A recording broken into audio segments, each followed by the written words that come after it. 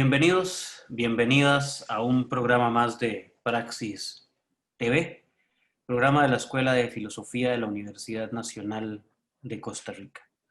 Luego de una breve pausa que tuvimos, regresamos al programa y hoy nos acompaña desde México el doctor Alejandro Rosillo, profesor de la Facultad de Derecho de la Universidad Autónoma de San Luis Potosí, en específico del área de filosofía del derecho de la facultad. ¿Cómo estás, Alejandro? Hola, ¿cómo estás, Esteban? Bien, bien, muchas gracias por la invitación y bueno, por esta plática que tendremos. Gracias a vos por recibirnos, por aceptar la invitación al programa. Alejandro, el programa de hoy quisiéramos centrarlo, bueno, en tu área, el área de los derechos humanos, y ver cómo se ha manejado este discurso de los derechos humanos, los discursos de los derechos humanos, en el marco de la pandemia que estamos viviendo, el tema del COVID-19, donde nos ha revelado una disparidad fuerte en el tema de derechos humanos, donde nos ha traído a colación discusiones que se habían postergado por décadas respecto a los derechos humanos, eh, y que posiblemente, bueno, el tema del acceso a la salud es el que más ha estado ahí presente en términos de derechos, pero que no podemos obviar el tema de los derechos laborales, que también nos ha reflejado muchas disparidades, el tema del acceso a la alimentación, el derecho a trabajar y otro montón de elementos que hay por ahí presentes.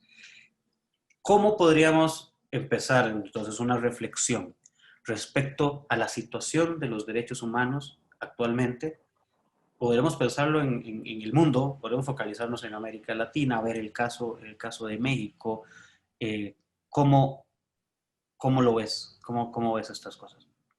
Bueno, como bien lo dices, creo que pues esta situación, al ser una situación extraordinaria y aparte que afecta pues, a todos, ¿no? Es decir, en menor o mayor grado está afectando a todos, nos revela varios elementos de lo que es el discurso de los derechos humanos, tanto en sus limitaciones como algunas aperturas críticas que se podrían dar. Es decir, de entrada, todas estas contradicciones que ahorita comentamos, pues revelan algo que ya existía, es decir, el propio discurso universalista de los derechos humanos tiene muchísimas contradicciones en su forma de operarse, ¿no? Porque parte de un presupuesto que establece una inclusión universal, unas inclusiones abstractas universales, cuando decimos todos tienen el derecho a, ¿no? Pero que en la práctica históricamente se han traducido en exclusiones concretas, ¿no? O sea, el discurso de los derechos humanos, dependiendo un poco dónde lo empecemos a ubicar, ya sea en el siglo XVI o un poco más adelante, pues siempre ha ido acompañado por este discurso universalista, pero que en la práctica trae prácticas de exclusión concreta, ¿no? Ya sea por cuestiones culturales, ya sea por cuestiones económicas, ya sea por cuestiones raciales, ¿no? De género, entran en esta dinámica. Entonces yo creo que el discurso, digamos, la manera en que se ha ido incorporando el discurso de los derechos humanos a este tema de la pandemia, pues refleja un poco estas contradicciones que existen dentro del mismo discurso de los derechos humanos.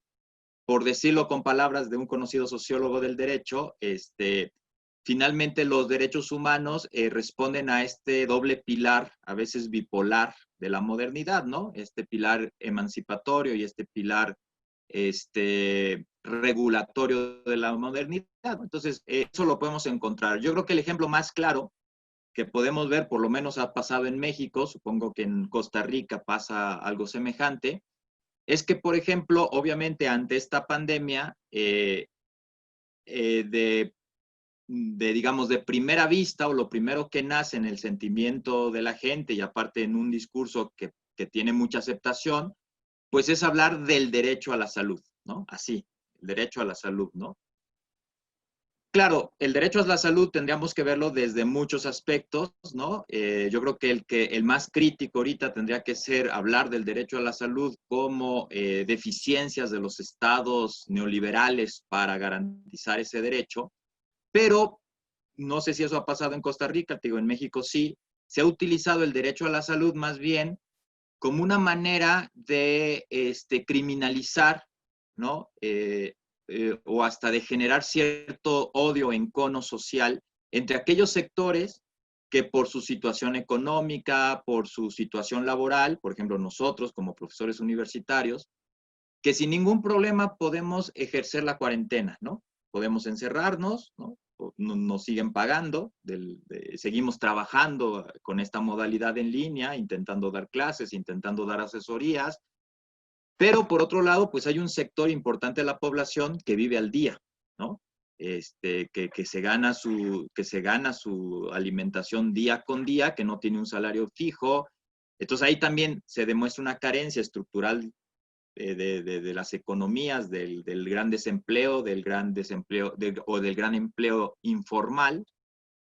Y entonces la gente tiene que salir a buscarse el pan de cada día, ¿no? Y entonces ahí de pronto hay un discurso como si los que estuvieran violentando el derecho a la salud son esos que están saliendo a buscarse el pan de cada día, ¿no? Y hay como que hasta un intento de criminalización, ¿no? Se ve en las redes, ¿no? Porque una cosa es que haya gente que le guste seguir haciendo fiestas o reuniones, pero otra cosa muy distinta es la gente que está intentando ganarse el pan de cada día, porque, bueno, la economía no da para más, ¿no? Entonces, ahí sí se observa mucho ese discurso que te digo de que es fácil decir, hay que proteger la salud es universal, todos tenemos derecho a la salud, y se toma, y como que se hace este discurso de encono social, ¿no? Entre los que nos portamos bien, porque guardamos la cuarentena, porque traemos cubrebocas, y aquellos que se portan mal, ¿no? A veces sin saber, sin tener la empatía o la alteridad de saber por qué están así, ¿no? Aquí en México hubo un caso, no sé si se llegó a las noticias allá en Costa Rica, acá en México hubo un caso que nos demostró ese peligro, que fue un caso en el estado de Jalisco, donde la policía estatal, so pretexto de que se había dado una ordenanza, ni siquiera a nivel legal, de utilizar obligatoriamente cubrebocas en la calle, hubo un trabajador de la construcción, un albañil, que iba en la calle sin su cubrebocas. Iba solo, sin su cubrebocas, y la policía lo empieza a acosar. Bueno, ese acosamiento llegó a que le quitaron la vida, ¿sí? Claro, los policías so pretexto diciendo es que no traía cubrebocas y había que sancionarlo porque no traía cubrebocas, y bueno, y desde ese caso hasta los casos que hemos visto tal vez más escandalosos, que seguramente han visto en las noticias del Salvador, ¿no? De que también contra las pandillas se empieza a establecer so pretexto del derecho a la salud y estas políticas más bien represivas contra la libertad, etcétera, ¿no? Entonces yo creo que ahí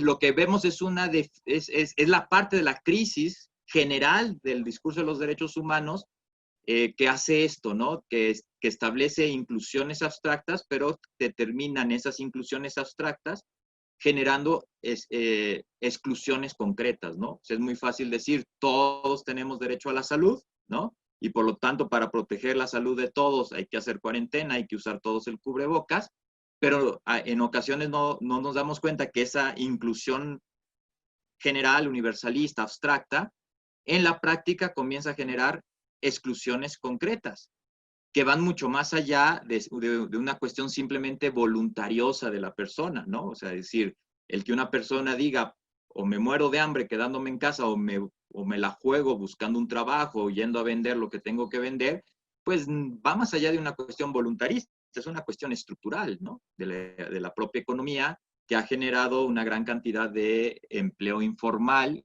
y que o una economía que obviamente se detiene y que comienza a generar un desempleo cada vez mayor. No te... Ya. Hay varios puntos que está señalando que son relevantes de ver, ¿no? este tema del empleo me parece un tema importantísimo al que hay que entrarle con pinzas para muchos elementos y muchas políticas que se han venido desarrollando al respecto.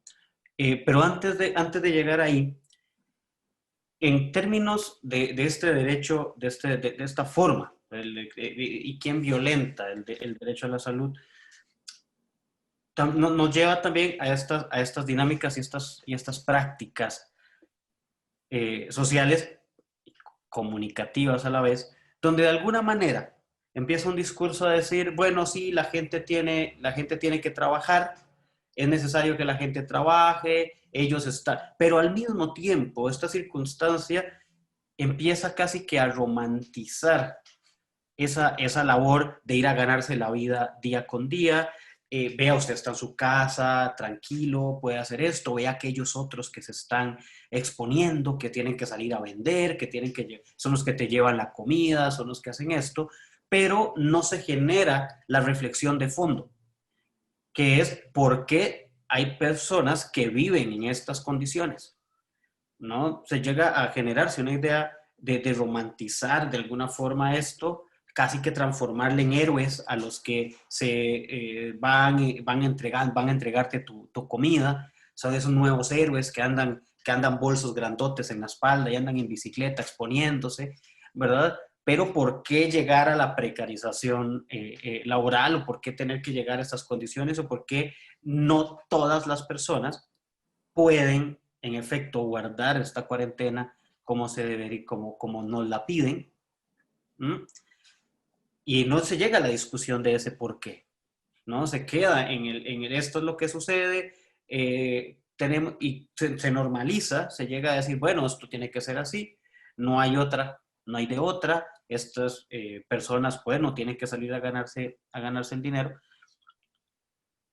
Y entonces, lo que en algún momento, al inicio de la pandemia, del confinamiento, eh, se pensaba, se está visibilizando la desigualdad social, llega ahora a ser otra vez parte de eso que se está planteando como una nueva normalidad donde cada vez es más claro las desigualdades sociales y vamos a cada vez a normalizar más las desigualdades sociales que esto acarrea. No sé si lo ves y cómo pasa, porque en en el caso de Costa Rica, respecto al acceso a la salud, bueno, bien sabemos, y bueno, conoces acá en Costa Rica el tema de la Caja Costarricense del Seguro Social y el acceso a la salud casi para la mayoría de las personas, que ha tenido una ventaja en el trato, en el manejo de la pandemia respecto a que hay un sistema de seguridad social robusto que todavía no han destrozado como podría suceder, pero como ha pasado en otras partes del mundo. Exacto. Sí, mira, la primera reflexión que hice fue un poco más bien el uso del discurso, ¿no? A veces hasta mediáticamente utilizado, ¿no? Porque parece ser, como tú bien dices, que en vez de irnos a lo estructural, a lo más profundo de esta crisis, en términos de derechos humanos, los medios, muchos de los mismos medios de comunicación con fines políticos, porque también esta es una cosa que hay que reflexionar,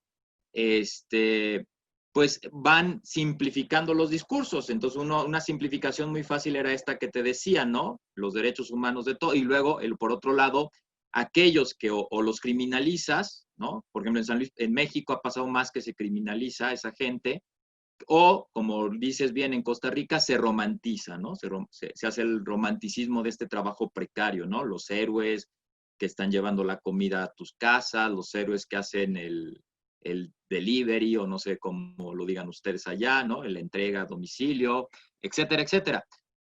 Y finalmente son reduccionismos muy básicos de manipulación del discurso de los derechos humanos. Si nos vamos ya a entender los derechos humanos de manera estructural y entendiendo, digamos, como procesos, no como, digamos, no como ideales abstractos, sino como procesos de lucha dentro de las transformaciones de las estructuras sociales, económicas, culturales, pues sí podemos encontrar muchísimas más crisis o muchísimos más cuestionamientos, ¿no? Por un lado, nos deja en claro la crisis de los sistemas de salud, ¿no? El derecho a la salud, ¿no? Como dices, bueno, en Costa Rica ha resistido, En México veníamos más bien de una destrucción del sistema de salud y un intento que apenas empezaba de restauración de ese sistema de salud, ¿no? De hecho, la política del Estado en México pues ha sido intentar de alguna manera pues acrecentar el sistema de salud como se pueda, o sea, hasta de manera base, hasta muy, muy del momento, ¿no? Ante esta pandemia, bueno, pues hasta el Estado mexicano ha logrado patentar dos ventiladores de marca nacional, ¿no? Para no estar importando ventiladores para la respiración artificial, etcétera, etcétera, ¿no? Entonces, pero por un lado eso nos deja en claro, ¿no? En otros países, pues la crisis del sistema sanitario es muy evidente, ¿no? No solo en los países latinoamericanos, en los países europeos o en Estados Unidos, pues se ha dado cuenta, ¿no? España, que venía de una política de la derecha, de estar golpeando y golpeando el sistema sanitario universal que tenían o que tienen, pues demostró su crisis, ¿no? Sobre todo con las personas de la tercera edad. De hecho, este modelo, por ejemplo, de los asilos, de las casas para ancianos, para personas de la tercera edad, que son muy tradicionales en los países europeos, pues tú sabes que fueron focos de fallecimiento de muchas personas de la tercera edad, ¿no? Y de hecho ya se están cuestionando si ese modelo es un modelo efectivo para cumplir un derecho humano, ¿no? Porque finalmente parecería que el Estado cumplía con el derecho humano de la vida digna a las personas de la tercera edad, creando estas casas hogar, y luego con los procesos de privatización de estas casas de hogar o de colaboración Estado-privados, pues han demostrado una crisis estructural, ¿no? Es decir, realmente no estabas cumpliendo con el derecho a la dignidad de las personas de la tercera edad, más bien le estabas abandonando ahí para comodidad de las familias, ¿no? Es decir, dentro de este discurso tan individualista, los derechos humanos. Pero finalmente ahí está, ¿no? La crisis del sistema de salud en muchísimos aspectos, ¿no? Tanto la capacidad de atención, ¿no? Como la capacidad de derechos laborales de los propios sanitarios, ¿no? Del propio personal sanitario. Es otra crisis que se ha estado dando en todo el mundo, ¿no? Evidenciar cómo los estados tienen en condiciones muy precarias los derechos laborales del personal sanitario, que también está el otro lado tramposo. Ahora, supongo que también pasa en Costa Rica, el discurso de hacer un romanticismo sobre los trabajadores sanitarios y a veces no preguntarnos sobre las condiciones laborales de ellos, sobre si tienen plazas, sobre si tienen contratos temporales, etcétera, etcétera, ¿no? Y por otro lado, pues todo lo que tiene que ver con la economía, ¿no? Es decir, esta crisis, yo creo que nunca hay que perder de vista que lo que está demostrando es un cuestionamiento muy fuerte sobre la desigualdad económica, ¿no? Y laboral. Es decir, el hecho de que haya personas que podamos guardar la cuarentena porque tenemos un trabajo que nos lo permite, y de personas que no solo no pueden guardar la cuarentena porque su trabajo no lo permitiría. Por ejemplo, bueno, finalmente, aún en estas crisis, pues se tiene que seguir produciendo alimentos, ¿no? En ese sentido, bueno, pues toda la producción de alimentos es una actividad esencial que tendría que seguir funcionando, porque si rompemos las cadenas de alimentos, pues entramos en una crisis social. Pero es muy diferente preguntarse sobre algunos trabajos esenciales que siguen funcionando, porque bueno, la sociedad tiene que seguir funcionando, a gente que pues está obligada a seguir trabajando porque se gana el pan de cada día, ¿no? Y ahí es un cuestionamiento estructural, pues, de las grandes desigualdades que tiene la sociedad, y que no sé si está pasando en Costa Rica, pero en México ya hay estudios de que la gran mortalidad o gran parte de la mortalidad se está dando en clases bajas. Es decir, que eso está influyendo, es decir, la desigualdad social también en cuestión de mortalidad y de letalidad también tiene que ver, ¿no? No es solo si la persona tiene obesidad, si la persona tiene una comorbilidad, no, también la pobreza es un factor de riesgo ante este virus. Claro, aquí varios elementos que vamos a tratar ahora después de una breve pausa, pero ahí tenemos esto último que a la vez también nos viene a la discusión de quienes guardar la cuarentena implica no poder guardar distanciamiento de muchas personas porque viven en espacios sumamente hacinados, que es otro elemento respecto, por ejemplo, al derecho a la vivienda, que es otro derecho que tiene una discusión gigantesca en el marco de esto. El tema claramente que ya mencionamos del empleo, ¿verdad? Y bueno, también en Costa Rica pasa esta construcción heroica de quienes trabajan en la salud y la discusión sobre las condiciones en las cuales están laborando. ¿Verdad? Que por ejemplo el caso de Honduras fue alarmante, ¿verdad? También el caso de Nicaragua también ha sido alarmante y que ha sido denunciado varias veces por las condiciones casi precarias en las que están trabajando los personajes de salud. Vamos a hacer una breve pausa y ya regresamos a Praxis TV.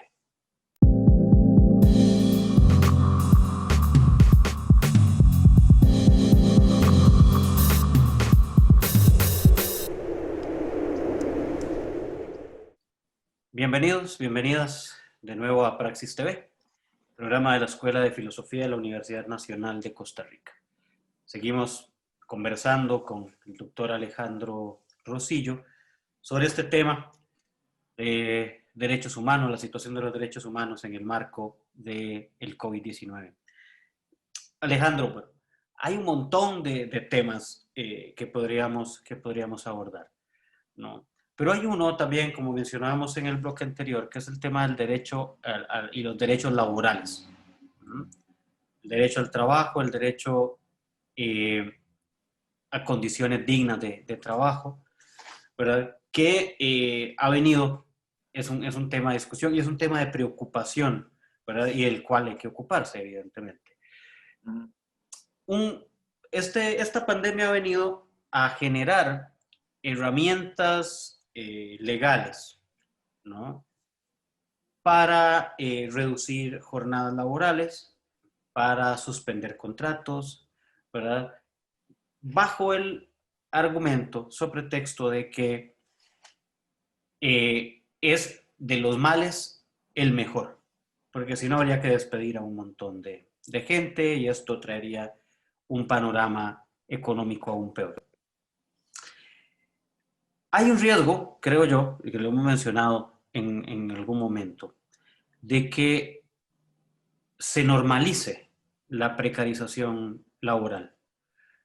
No solo en el sentido de que se normalice la reducción de las jornadas, que a la vez vemos, en el menos en el caso de Costa Rica y creo que en muchas otras partes del mundo igual, los empleadores empiezan a solicitar prórrogas a estos permisos temporales para reducir jornadas o para suspender contratos. Y cada vez es que ocupamos más tiempo para recuperarnos y más tiempo para recuperarnos y más prórrogas se corre el riesgo de que estas prórrogas se extiendan por bastante tiempo, ¿no? Pero que a la vez lleve a otro tipo de circunstancias donde se despida a la gente, se le recontrate por menos salario, ¿no? Y que más bien sea una mejora en su condición laboral y de esta manera ver cómo, en efecto, sí podíamos seguir produciendo con salarios menores, que se llegue a normalizar esto. Se corre el riesgo, no estoy diciendo que sea lo que vaya a pasar, sino que se corre el riesgo de que esto pueda acontecer, que generaría un impacto bastante fuerte en la ya enorme brecha de desigualdad que hay en la mayoría de nuestros países, ¿no? Sí, mira, yo creo que en ese sentido los estados y bueno, digamos, como sociedad, tenemos que estar muy atentos de que no se normalice, ni se llegue a legalizar, ni se llegan a hacer reformas a los ámbitos del derecho al trabajo que flexibilicen cosas que de por sí ya venían flexibilizándose, ¿no? En general, toda América Latina ha experimentado una flexibilización de las condiciones de trabajo, y que sobre pretexto de esta situación de la pandemia y sobre pretexto también de la recuperación económica, se vaya acabando haciendo algo legal, ¿no? Yo creo que ahí los estados tienen que es un poco lo que también se ha dicho mucho, ¿no? Que los estados tienen que entender que las políticas neoliberales de no intervención en la economía pues han quedado también en descubierto con la pandemia. Es decir, ya ves que hasta en broma se dice en las redes o en los memes, ¿no? Este meme no sé si se conoce mucho en Costa Rica de los Simpson cuando resucita Lenin, ¿no? Cuando Lenin rompe su, su, su, su féretro y sale, ¿no? Y que resucita Lenin para volver a instaurar la Unión Soviética.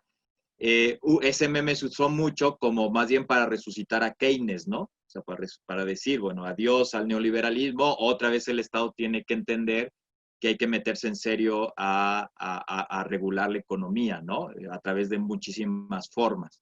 El tema de los impuestos a las grandes riquezas, pues es un tema que se está discutiendo también mucho, porque de alguna manera el Estado, a través de las herramientas de protección al empleo, pues también tiene que entender que tiene que hacer su función de redistribución de la riqueza, ¿no? El tema del impuesto a las grandes riquezas, pues también es un tema que se está volviendo a discutir, porque finalmente, bueno, siguiendo, por ejemplo, los estudios de Piketty, pues finalmente es una de las herramientas que tiene el Estado, los impuestos, para evitar el crecimiento de la brecha, ¿no? De las desigualdades. Y claro, no el impuesto por el impuesto, sino el impuesto para transformarse en políticas públicas, entre ellas, creo que de protección del empleo, ¿no? Entonces, en ese sentido, el Estado no puede volver a, o sea, yo creo que como sociedad tenemos que presionar que nuestros estados no caigan en los dogmas neoliberales de creyendo que las empresas se salvan generando peores condiciones para los trabajadores, porque finalmente ni la empresa a la larga se va a salvar y entre mayor desempleo haya en los trabajadores, pues no hay consumo en una economía que funciona con base a eso del intercambio dentro de la economía. Entonces yo creo que no solo hay que estar atentos de que no se legalicen, no se institucionalicen estas mayores flexibilidades laborales, sino que hay que presionar porque los estados se tomen más en serio la protección al trabajo, ¿no? Y ir en contra de toda esta tendencia neoliberal de la flexibilización del trabajo, ¿no? Por ejemplo, acá en México, yo creo que hay dos cosas que hay que medio aplaudir al Estado mexicano.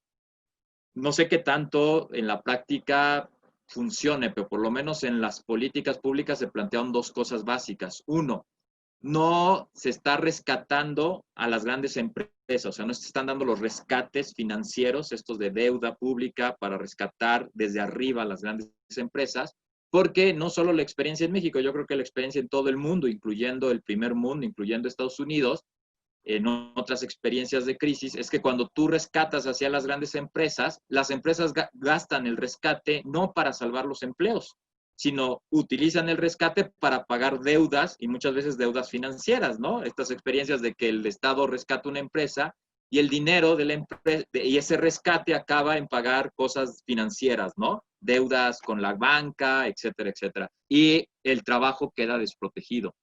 Entonces, acá lo que ha hecho México es, por ejemplo, está dando rescates a pequeñas y medianas empresas, pero interesantemente, una de las condiciones para dar esos apoyos económicos fue que no tuvieran, digamos, que no hubieran dado de baja empleados durante el tiempo de la pandemia.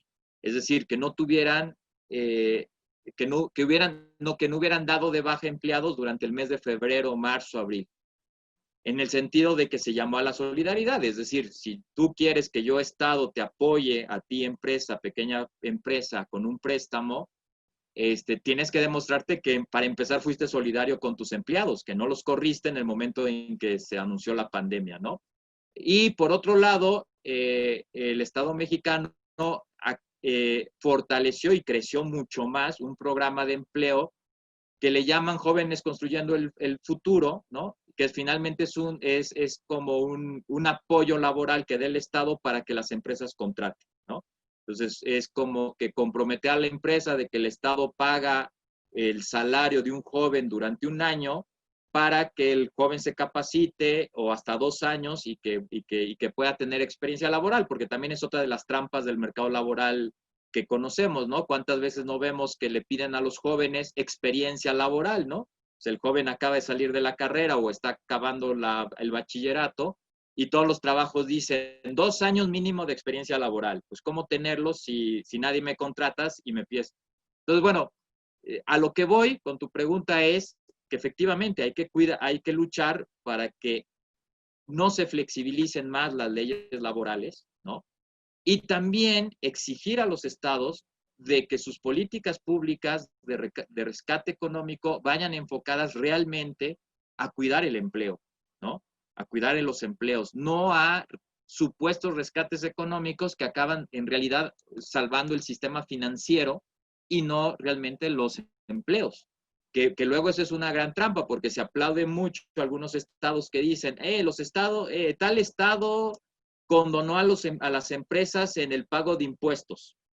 Sí, pero hay que preguntarse si esa condonación en impuestos de las empresas se está traduciendo en protección del empleo.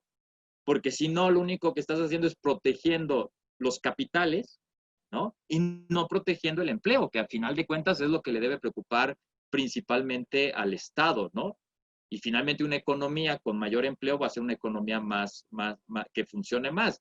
Acá en México hubo un gran pleito entre los grandes empresarios y el gobierno, porque los grandes empresarios exigían que aquí México aplicara la receta neoliberal típica, ¿no? Es decir, rescatar la economía desde arriba, ¿no? ¿No? Rescatar las grandes empresas, que aparte son las grandes empresas son las que tienen capital para resistir esto. El gran problema son las pequeñas empresas, el trabajador que va a perder su empleo. Y entonces habría que tener cuidado de que esas famosas políticas de rescate a la economía, que seguramente vendrán ahora que, digamos, pase esto de la pandemia, seguramente todos los estados que ya empezaron reforzarán su discurso de políticas de rescate económico, pues hay que cuidar que sean políticas, como te digo, que protejan los empleos, ¿no? Y no políticas que terminen inyectando recursos públicos y deuda pública simplemente a los sistemas financieros que no se traducen directamente en rescate de empleos ni de bienestar de la gente. Entonces yo creo que ahí hay dos campos de lucha importante, tanto lo legal, que es que no se flexibilicen las condiciones laborales, que no se usen trampas legales o que no se normalicen ciertas situaciones que se han dado durante la pandemia, y seguir fortaleciendo o seguir luchando contra esta flexibilización laboral. Y por otro lado, pues cuidar mucho que las políticas de rescate económico sean auténticas políticas que rescaten el empleo de la gente. No que vayan simplemente a la macroeconomía de las grandes empresas, ¿no? A los sistemas financieros. Sí, esto que mencionas, súper importante, interesante la forma en que, o la política que ha tratado de implementar el gobierno mexicano. Bien lo dices, hay que ver qué sucede con las formas en que podrían presionar a las grandes empresas al momento de verse. Acá mucho la discusión en Costa Rica era, se necesita la ley que la Asamblea Legislativa apruebe, el proyecto que nos permite la reducción de las jornadas y la suspensión de contratos, porque si no vamos a despedir gente. Entonces, eso sonaba más a una amenaza. Si no nos permites hacer eso, despedimos a la gente y es bronca tuya, ¿no? Que es una de las formas, y por ahí que bien mencionas vos, ¿no? En efecto, estas grandes empresas tienen o deberían tener el capital para poder sostenerse. A mí me parece curioso también encontrar cómo en el caso de acá, existieron empresas que a la semana de cuarentena ya estaban despidiendo gente. Ya está. Entonces, vos dices, bueno, pues si hay que otorgar un premio al peor administrador del mundo, es a este señor. Porque ¿cómo puede ser que tu empresa, tu gran empresa, no resista ni siquiera una semana?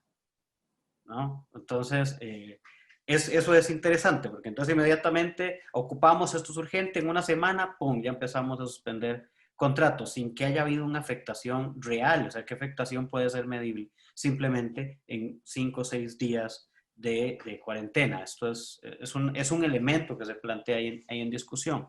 Pero además hay otro que también me parece importante. Vos planteas claramente la idea del resguardo al empleo.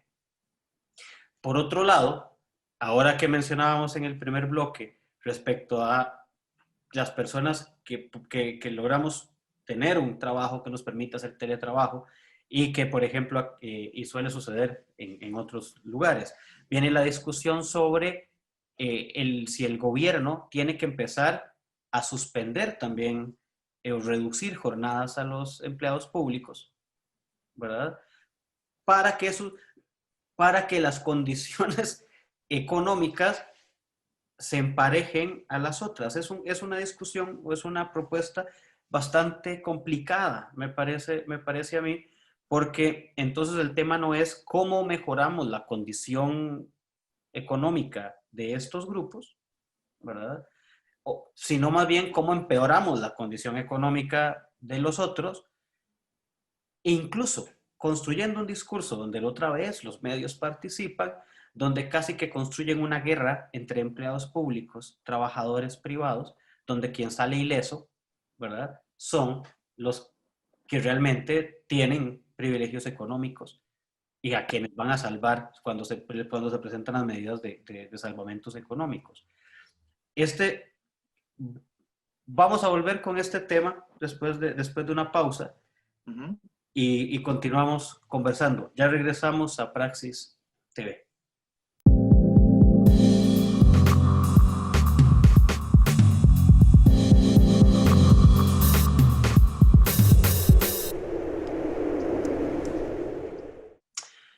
Bienvenidos, bienvenidas de nuevo a Praxis TV, programa de la Escuela de Filosofía de la Universidad Nacional de Costa Rica.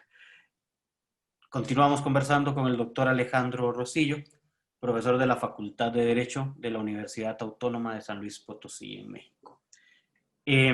Alejandro, terminábamos el bloque anterior hablando sobre las políticas respecto a los empleados públicos.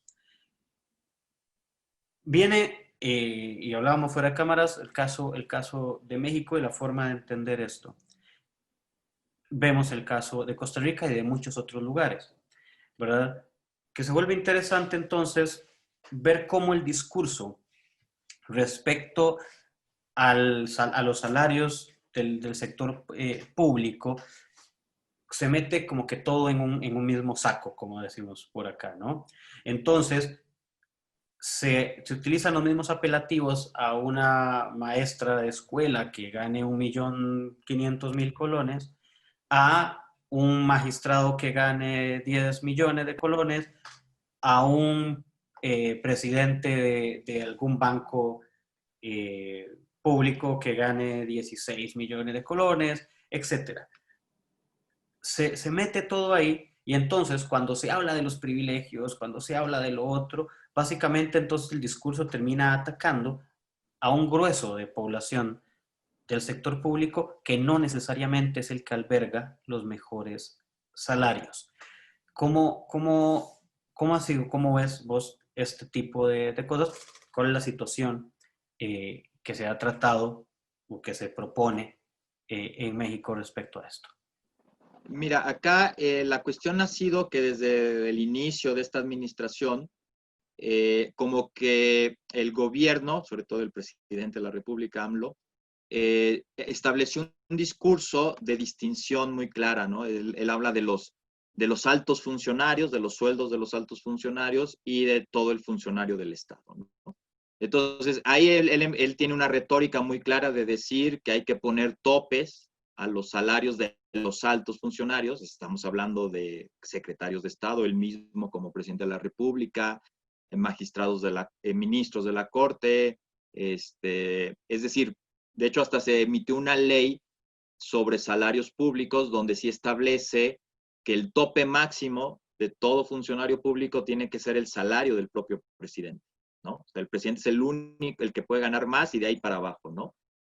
Eso ha creado muchas controversias en en realidad es una ley que no se ha aplicado tal cual, porque, bueno, pues se habla de que ya había derechos adquiridos, etcétera, etcétera, ¿no? Porque, bueno, en México tenemos hasta rectores de universidades públicas que tienen unos salarios más altos que los del presidente de la República, ¿no? O sea, tenemos organismos autónomos como la Comisión Nacional de Derechos Humanos, el Instituto Nacional Electoral, que sus altos mandos llegan a tener salarios muchísimo más altos que los del presidente de la República, ¿no?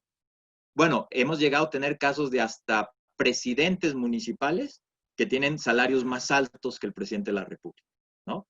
Sobre pretexto de esto de la autonomía financiera de cada ente, pues se ponían salarios estratosféricos, ¿no? Teníamos presidentes municipales de pequeños municipios que ganaban más que un gobernador de un estado, por ejemplo, ¿no? Entonces, un desorden en eso. ¿Por qué? Porque en México, sobre todo a partir de los regímenes más de derecha, ¿no? Con los partidos de derecha, se comenzó a hacer una inflación de la administración pública. Sí, se empezó a crecer la administración pública, pero sobre todo en altos mandos. O sea, se empezaron a crear direcciones, subdirecciones, dentro de la estructura orgánica del Estado, pues básicamente pues para dar cargos pues con criterios partidistas, más que con criterios de carrera administrativa pública, ¿no? Entonces, en ese sentido, como que hay una claridad entre hablar de los altos funcionarios y de los de abajo, ¿no? De hecho, el mismo presidente dice, vamos a bajar los salarios de los de arriba y vamos a comenzar a subir los salarios de los de abajo. Y él habla mucho que no es posible que un policía gane 5,000 pesos al mes y que X funcionario gane 10,000, no sé, 200,000 pesos al mes, ¿no? O sea, que esa brecha salarial dentro del mismo Estado no es posible, ¿no? Entonces, ese ha sido el discurso del Estado. Entonces, en ese sentido, la verdad es que no se ha generado, a diferencia de lo que me platicas de en Costa Rica, una criminalización o una satanización del trabajo público, ¿no? En realidad no. Más bien lo que se exige, yo creo que socialmente lo que se ha estado exigiendo cada vez más es el buen desempeño de la función pública, ¿no? Yo creo que la sociedad lo que ve bien es que la función pública haya concursos para plazas, haya carrera pública, según de lo que se trate, Poder Judicial, Poder Ejecutivo, universidades, ¿no? Y que se ofrezca cada vez mejor los servicios públicos, ¿no? Yo creo que en ese sentido no hay una satanización del servidor público, al contrario, hay más bien o sea, se ve con buenos ojos de que mejoren sus salarios, pero siempre acompañado pues de un mejor servicio público. Por ejemplo, ¿cuál sería la crisis que hay ahorita con la pandemia? Que sí hay una crítica social hacia el sector público de que el sector público podría eficientizar sus servicios a través de mecanismos en línea o de servicios, digamos, programados bajo agenda y no simplemente decir, como estamos en pandemia, no vamos a dar el servicio, ¿no? Entonces, esa ha sido la crítica más fuerte que ha tenido la sociedad ante algunos sectores de la función pública, que hay sectores de la función pública que por situación de la pandemia cierran el servicio, ¿no? Porque no lo consideran un servicio esencial, ¿sí? Pero que la crítica es, pues no será tan esencial, pero es un servicio que hay sectores de la sociedad que necesitan y que bien se podría implementar servicios en línea o bajo agenda sin poner en riesgo la salud, ¿no? Ha sido como la crítica más fuerte hacia la función pública, hablando de servidores públicos, ¿no? Y otra cuestión que ha hecho el Estado mexicano en los últimos años ha sido rediseñar la estructura del Estado, detectando toda esta inflación de direcciones, subdirecciones, que tal vez no tenían razón de ser en términos funcionales, sino que habían sido creadas un poco para inflar con beneficios políticos la nómina, ¿no? Entonces, digamos, no creo que no hay esa criminalización social contra el servidor público acá, ¿no? Yo te podría decir que como trabajador de una universidad pública, yo no he visto hasta ahorita ni siquiera un discurso de afectación a nuestro ingreso y más bien como que una claridad. Yo siento claro que el Estado la actual política del Estado es sí cuidar con mayor transparencia el presupuesto, pero que eso no signifique afectación hasta cierto punto de los salarios de los trabajadores. O sea, diferenciar bien claro que mucho del gasto público estaba mal utilizado, pero estaba mal utilizado por los de arriba, es decir, por los altos funcionarios que vivían con lujos, ¿no? Es decir, por ejemplo, te cuento un caso aquí, el anterior CONACYT, a la anterior administración del Consejo Nacional de Ciencia y Tecnología de México, ¿no? El Consejo Nacional de Ciencia y Tecnología, se supo que su anterior director tenía un comedor exclusivo dentro de las oficinas y hasta tenía contratado un servicio gourmet para servirle comida a él, ¿no? ¿Qué pasa cuando llega la nueva dirección de ese CONACYT? Lo que hace con ese comedor es crearlo como un comedor de todo el funcionariado, de todo. O sea, deja de ser el comedor para los altos mandos y se convierte en el comedor para todo el funcionario de todo el CONACYT, ¿no?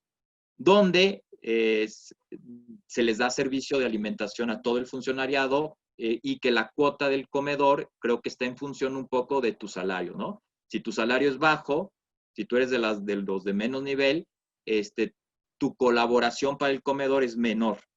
Si eres de los del alto nivel, pues tu colaboración para el comedor es mayor, ¿sí? O sea, como una redistribución también pues de quien gana más, colabora más para el mantenimiento del comedor, que es un servicio ya de todo el funcionariado, no solo de las cabezas, ¿no? Entonces, esos son ejemplos de un poco de, claro, los medios de comunicación un poco opositores o de derecha, por ejemplo, esta noticia que te digo del comedor, lo sacaron con ese mismo ánimo que pasa en Costa Rica de satanizar la función pública. Entonces, la nota decía, los funcionarios del CONACYT tienen comedor particular, ¿no?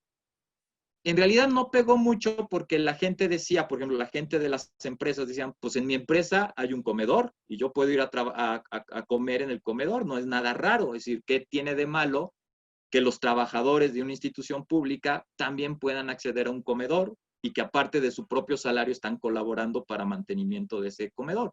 Entonces, digamos, no hay ese discurso satanizador de la función pública, ¿no?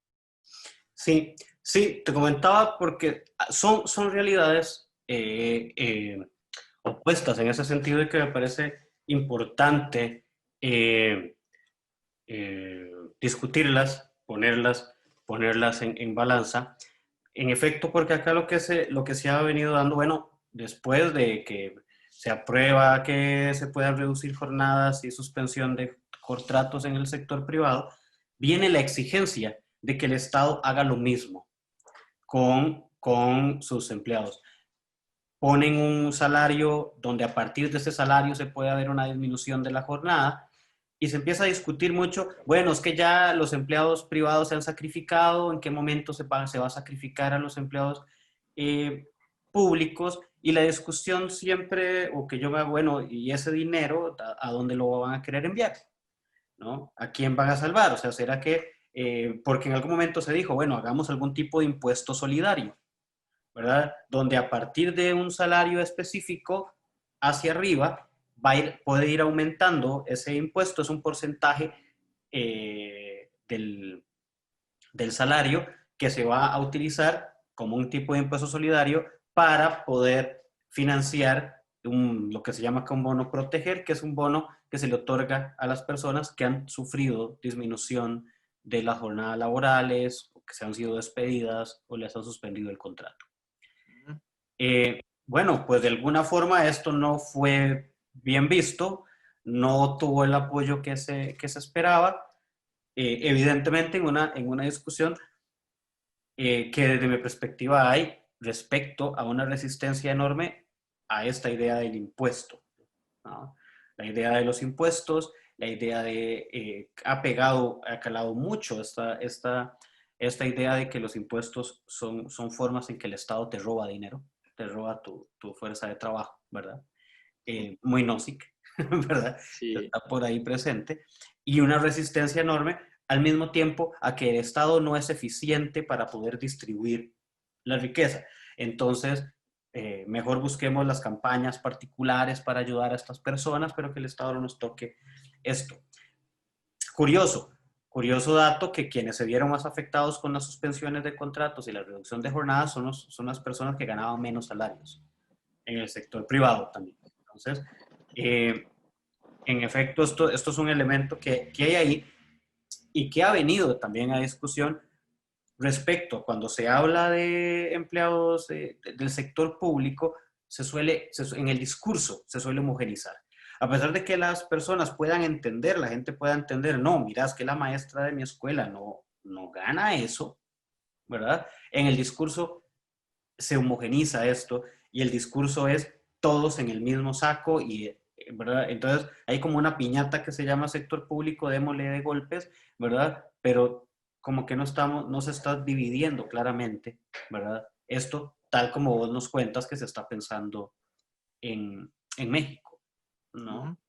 Sí, Eh, y acá te diré que, por ejemplo, cuando se habla de los recursos públicos, lo que hizo el Estado mexicano cuando empieza la pandemia es algo que ya se había criticado mucho, que también sucedió con los regímenes anteriores, neoliberales, no sé qué tanto pasa en Costa Rica, es la creación de fideicomisos, es decir, gran parte de los recursos públicos se ejercían a través de la figura del fideicomiso, ¿no?